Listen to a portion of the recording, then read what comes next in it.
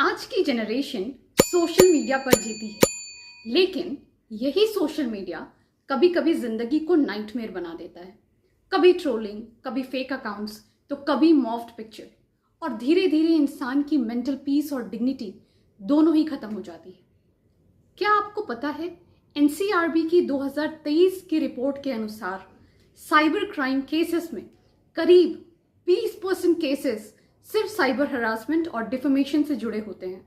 यानी हर पांचवा केस किसी के रेपुटेशन को डिजिटली डिस्ट्रॉय करने से जुड़ा हुआ है।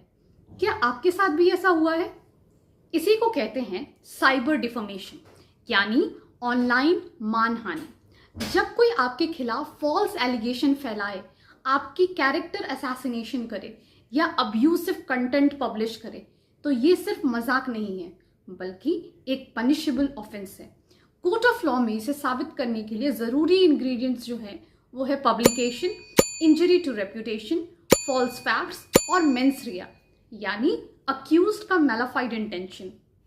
भारत में इसके लिए बीएनएस सेक्शन 356 लागू होता है, जो बताता है किन किन एक्ट को डिफेमेशन माना जाएगा, और जो भी इस सेक्शन के अंडर लायबल होगा उसे 2 साल तक की जेल हो सकती है, या तो जुर्माना देना पड़ सकता है या फिर दोनों, या तो कम्युनिटी सर्विसेज करना पड़ेगा।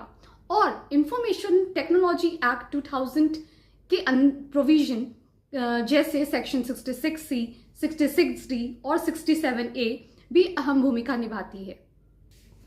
याद कीजिए कालिंदी चरण लिंका वर्सेस स्टेट ऑफ उड़ीसा का केस।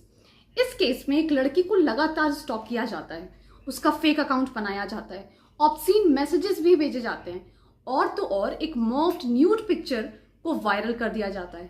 कोर्ट ने क्लियरली कहा ये एक क्रिमिनल ऑफेंस है और आरोपी लायबल है इस ऑफेंस के लिए। तो अगर कभी भी कोई आपकी डिजिटल डिग्निटी को हर्ट करे, चुप मत बैठिए। File a complaint, register an FIR, approach cyber crime cell, क्योंकि freedom of speech never means freedom to defame.